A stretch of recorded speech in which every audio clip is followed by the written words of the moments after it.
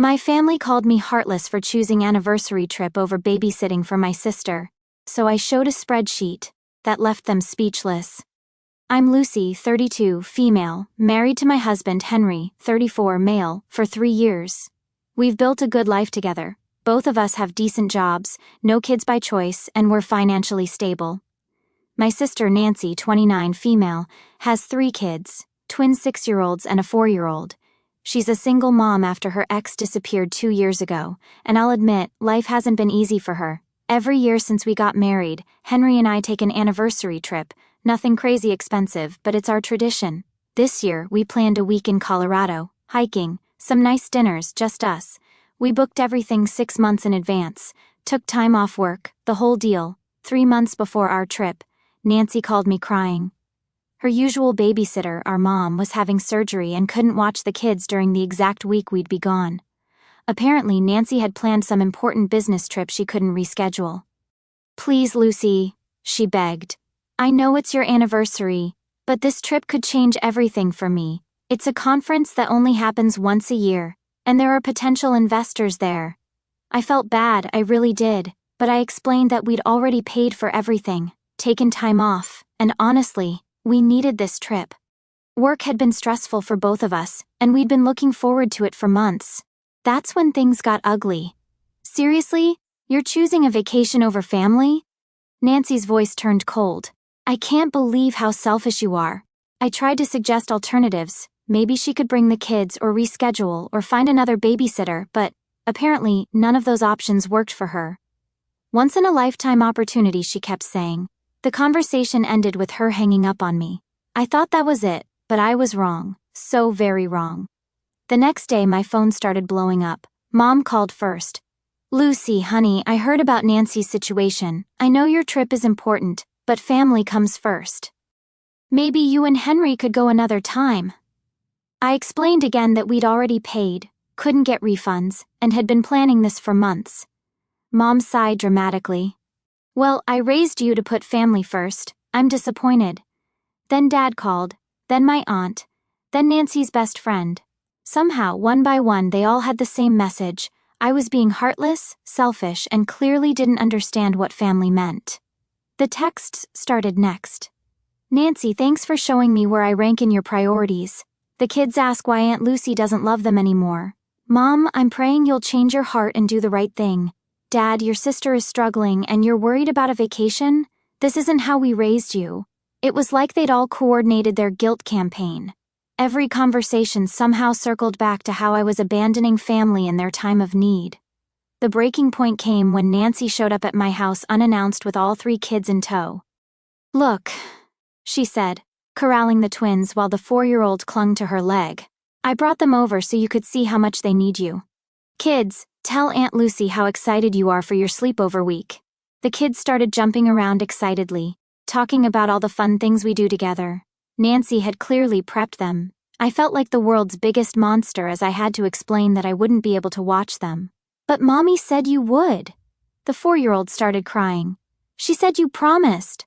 I pulled Nancy aside. "You told them I already agreed? That's incredibly manipulative." She shrugged. "I figured you'd come around. You always do." That stung because it was partially true. I had a history of rearranging my life for Nancy's crises. When she needed money for rent, I helped. When she needed someone to watch the kids for dates, I was there. When she wanted to go out with friends, guess who babysat? But this was different. This was my marriage, my relationship, my mental health. I stood firm. Nancy left with the kids, but not before making sure they knew I was the reason their fun week was canceled. The harassment escalated. I started getting Facebook messages from relatives I barely talked to, all about family values and sacrifice. Someone even left a comment on my Instagram about how some people only care about themselves. Henry was getting fed up too. His family thought the whole situation was insane. "Babe, you've helped Nancy more times than I can count," he said one night after I'd spent an hour on the phone with my guilt-tripping aunt. "When does it end? When do you get to live your life?" 2 weeks before our trip, Nancy tried a different approach. She showed up with a PowerPoint presentation on her laptop. I'm not joking, a PowerPoint. She'd calculated how much money this business conference could potentially bring in, created graphs showing her financial projections, and even included testimonials from previous attendees.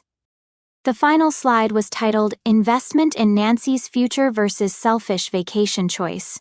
"Look," she said, clicking through slides like she was presenting to a board of directors. "If this conference goes well, I could be making enough money to never need help again. But if I miss it, I'll be stuck in the same cycle of struggling. Is one vacation really worth keeping your sister in poverty?" I had to admire the effort, but my answer remained no. That's when she played her final card. "Fine. But when I'm homeless with 3 kids because I couldn't take this opportunity, that's on you. When they ask why mommy couldn't provide for them, I'll tell them it's because Aunt Lucy chose a vacation over their future." Henry happened to come home during this conversation. After Nancy left, he was quiet for a long time. "That was emotional abuse," he finally said. "Pure manipulation. If she's this desperate for the conference, she can find another babysitter or bring the kids with her." But Nancy had an answer for that too. Apparently the conference was adults only, and she'd already tried everyone else. I was her last hope. The week of our trip arrived.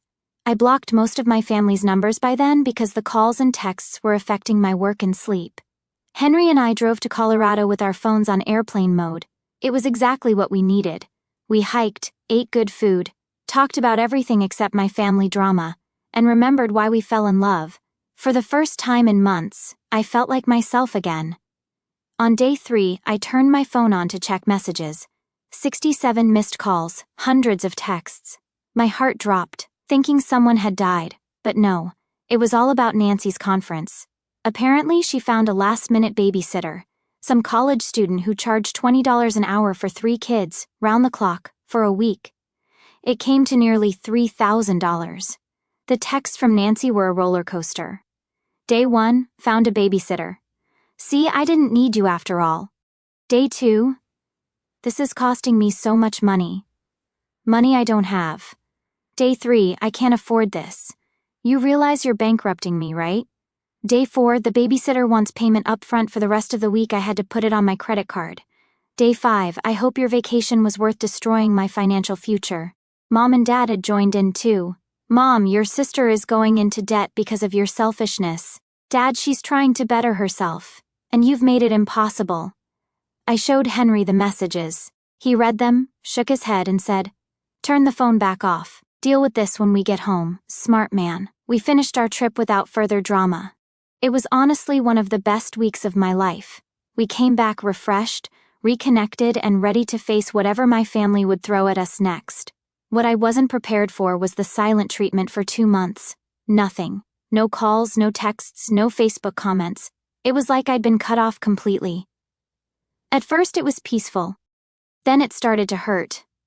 These were my parents, my sister, people I'd been close to my whole life. I considered reaching out several times. Henry kept reminding me that I hadn't done anything wrong, that they were the ones who owed me an apology. But family is complicated, you know. Part of me wondered if I really was being selfish. I lasted 2 months before I cracked and called Mom. "Oh, now you want to talk to us," she said coldly. "After abandoning your sister?" I asked how Nancy's conference went. Apparently it had been life-changing, but she was now drowning in debt from the babysitter costs and other expenses. "She can barely afford groceries," Mom continued. "All because you couldn't help family." The guilt was overwhelming. I almost offered to help with money, but Henry overheard and gave me a look that stopped me cold. After that call, the silence resumed until yesterday. I was working from home when the doorbell rang. Through the peephole, I saw Mom, Dad, and Nancy standing on my porch. Nancy was holding a folder and looked like she meant business. My first instinct was relief. Maybe they were here to apologize, to repair our relationship. I missed them more than I'd admitted to myself. I opened the door with a smile. "Hey, I'm so glad we need to talk," Nancy interrupted, pushing past me into the living room. They all sat down without being invited. Nancy opened her folder and pulled out papers. "These are all the babysitting receipts from my conference week," she said, spreading them across my coffee table. "Professional childcare for 3 children, 24/7 for 7 days. Total cost, $2,847. I stared at the papers, confused. "Okay, congratulations on keeping receipts." Nancy's expression hardened. I'm here to collect. Collect what? Payment for the babysitting costs that are your fault. The room went quiet. I looked at Mom and Dad, waiting for them to tell Nancy this was ridiculous. Instead, they nodded supportively. Nancy's right, Dad said. If you'd done what family does and helped out, she wouldn't have had to pay for professional care. The costs she incurred are directly because of your refusal to help. Mom added, it's only fair that you reimburse her. I felt like I was in an alternate reality. You want me to pay for a babysitter I didn't hire, for kids that aren't mine, for a week I wasn't even in town. You caused the situation, Nancy said matter-of-factly. Your selfishness created these costs. The least you can do is take responsibility. She slid a paper across the table. It was an invoice, an actual invoice, with my name as the billing recipient and emergency childcare due to family abandonment as the service description. I've calculated payment plans if you can't afford the full amount up front, Nancy continued. Like this was a normal business transaction though. Given that you could afford a vacation, money clearly isn't an issue for you. I picked up the invoice, reading it in disbelief. She'd itemized everything.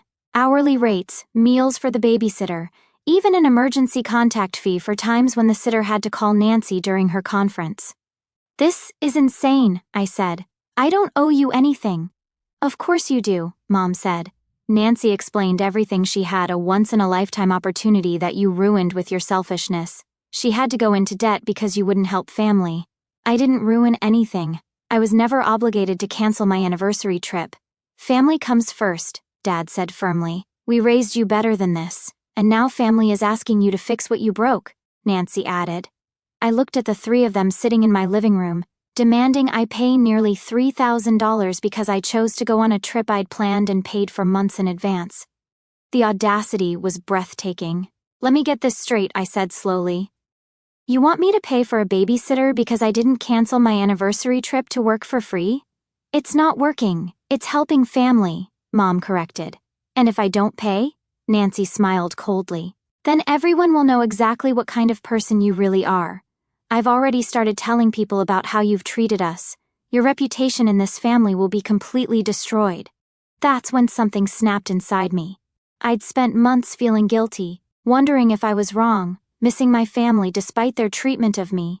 But sitting there, listening to them demand payment for their own choices, I felt clarity like I'd never experienced before. I stood up, walked to my kitchen, and grabbed my laptop. When I came back, they were whispering among themselves, probably planning their next guilt tactics. You know what, Nancy? I said, opening my laptop. You're absolutely right. They looked surprised by my agreement. I should pay for those babysitting costs. It's completely fair that I reimburse you for the consequences of my choices. Nancy's face lit up. Finally, some sense. In fact, I continued, typing on my laptop, I think we should settle all family debts while we're at it. I turned the screen toward them. I'd opened a spreadsheet I'd created years ago but never shown anyone. A detailed record of every loan, every favor, every time I'd helped Nancy financially over the past decade. Let's see, I said, scrolling through entries. There's the $500 I lent you for rent in 2019 that you never paid back. The $800 for your car repair in 2020. The $1,200 I spent on Christmas gifts for your kids in 2021, when you said you couldn't afford anything. The $300 grocery bill I covered when you were between jobs for 3 months. Their faces were changing as I read. Oh, and we can't forget the babysitting hours. Let me calculate, roughly 200 hours of free childcare over the past 5 years. At the professional rate you paid last week, $20 per hour. That's $4,000 right there. Nancy's mouth was opening and closing like a fish. Then there's the emergency fund I gave you when your ex left, $2,000. That was supposed to be temporary. The furniture I bought when you moved apartments, the security deposit I covered because your credit wasn't good enough. I kept scrolling, reading entry after entry, years of financial help, free labor, emergency assistance, all carefully documented with dates and amounts. The grand total of what you've cost me over the years is $12,847. So if we're settling family debts based on inconvenience and obligation, you can pay me my money first, and then we'll discuss your babysitter bill. The room was dead silent. But that's different, Nancy finally sputtered. That was you helping family. Exactly. And now you're asking me to help family again by paying for your choices. But funny thing about family, it should go both ways. I clicked to another tab I'd prepared. I also tracked all the times you've helped me over the years. Let's see, there was that time you, and then when you, oh wait, I made a show of scrolling through an empty document. This is weird, it's showing 0 entries. Are you sure I have the right file? Dad cleared his throat. Lucy, that's not fair. Nancy has 3 kids, she's been struggling. And I've been helping for years, without keeping score, without sending invoices, without demanding payment plans. I closed the laptop. Until today, when apparently we're treating family obligations as business transactions. Mom tried a different approach. Honey, we're not asking for much. Nancy really is struggling with debt now. The debt she chose to take on for a conference she chose to attend, using a babysitter she chose to hire, at a rate she chose to pay. I shrugged. Her choices, her consequences. But if you just helped, Nancy started. If I just canceled my anniversary trip, abandoned my husband, lost money on non-refundable bookings, used my vacation days and worked for free for a week, then, yes, you wouldn't have had to pay a babysitter. I nodded thoughtfully. You're absolutely right. I'm a terrible person for not doing that. The sarcasm was thick enough to cut. Instead, I went on a trip I'd planned and paid for with my husband to celebrate our 3rd wedding anniversary. What a monster I am. Nancy's face was getting red. You're twisting everything around. Am I? Let me ask you something, Nancy. In the past 10 years, how many times have I asked you to cancel your plans to help me? She didn't answer. How many times have I demanded you use your vacation days to solve my problems? Still nothing. How many invoices have I sent you for the childcare, loans, and emergencies I've covered? That's not the same thing, she exploded. You're right, it's not. Because when I help family, I don't keep score. I don't charge interest. I don't send bills, and I sure as hell don't show up at your house with invoices when you don't drop everything to make my life easier. I walked to my front door and opened it. Here's what's going to happen. You're going to take your invoice and leave. You're going to pay your own babysitter bill, just like every other adult in the world pays for services they hire. And you're going to stop pretending that my refusal to be your unpaid nanny is some kind of family betrayal. They sat there, stunned. But if you want to keep treating family relationships like business transactions, I continued, then I'm happy to send you a bill for the $12,847 you owe me, with interest and a late fee for every year you've ignored your debts.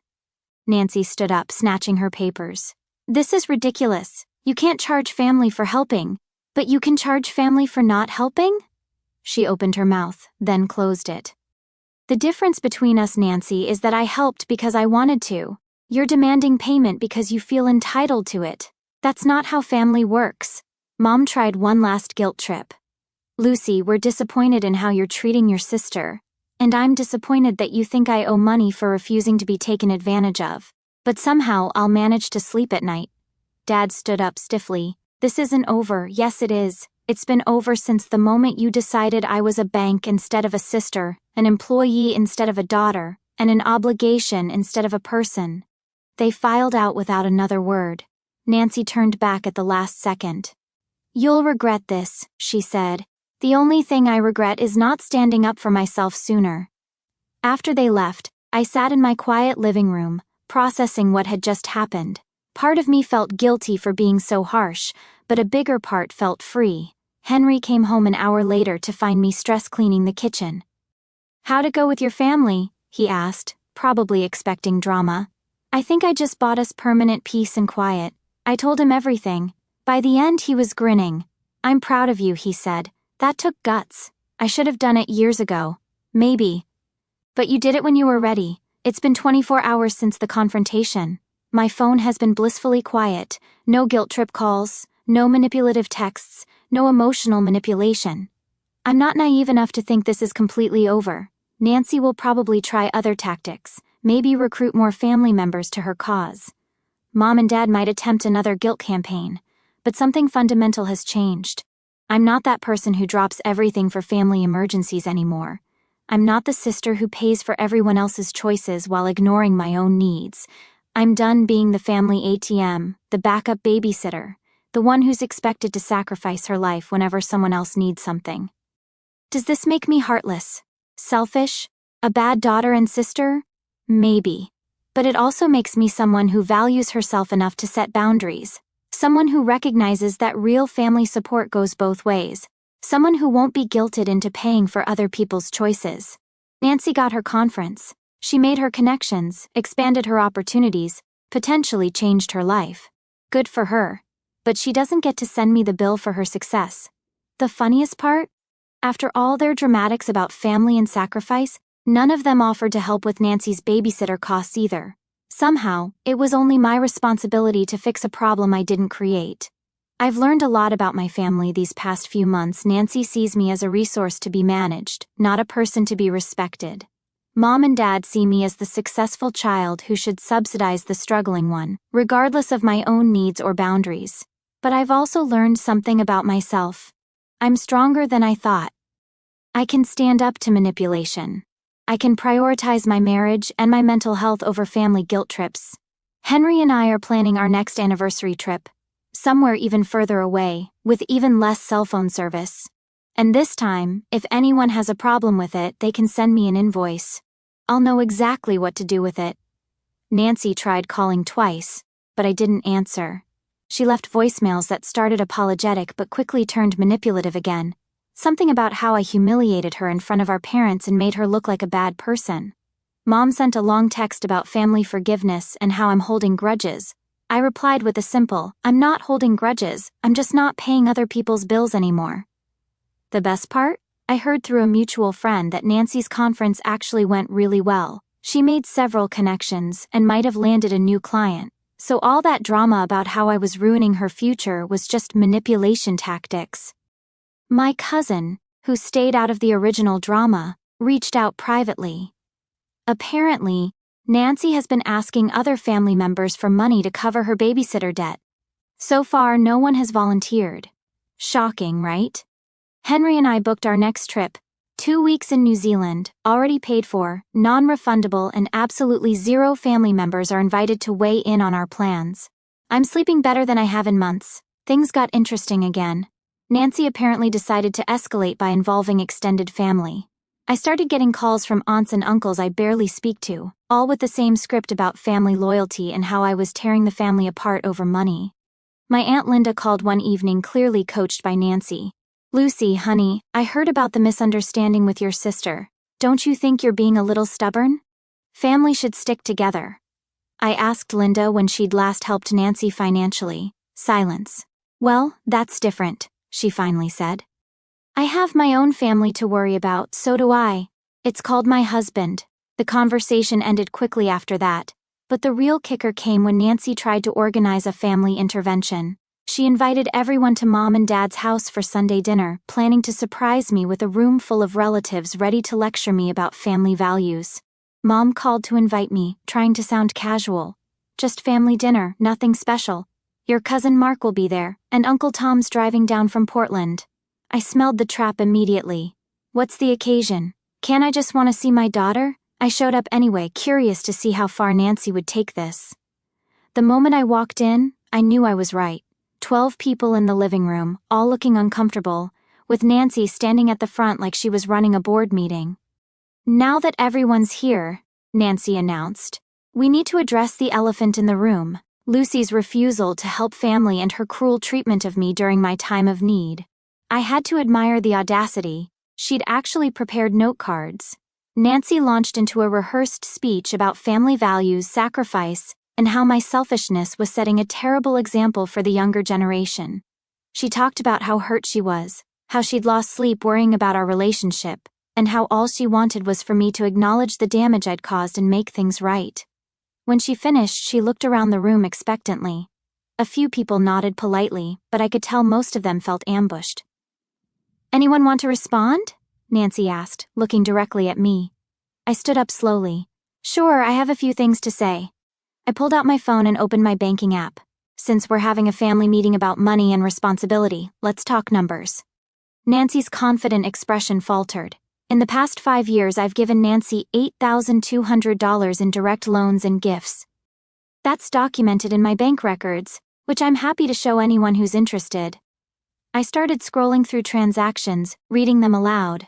March 2020, emergency car repair, $800. July 2020, rent assistance, $500.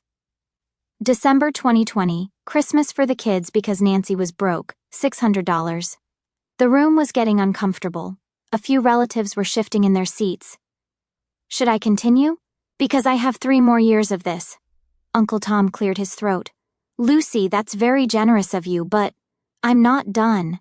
Nancy also owes me approximately 200 hours of unpaid babysitting over the years. At minimum wage, that's another $1,500. At the professional rate she hired for her conference, $4,000. Nancy tried to interrupt. That wasn't work, that was helping family. Right. Just like how you expected me to help family by canceling my anniversary trip. I put my phone away. But here's the thing everyone needs to understand. I helped because I wanted to. Nancy is demanding payment because she feels entitled to it. I looked around the room. How many of you have canceled vacations to babysit Nancy's kids? Silence. How many have given her thousands of dollars in loans? More silence. How many of you think I should pay her babysitter bill from a conference I didn't attend? For kids that aren't mine, during a week I wasn't even in town. My cousin Mark raised his hand tentatively. I mean, when you put it like that? Exactly. When you actually think about what's being asked, instead of just reacting to Nancy's sob story, it's completely unreasonable. Nancy's face was getting red. You're making me sound like some kind of user. I'm not making you sound like anything. I'm just stating facts.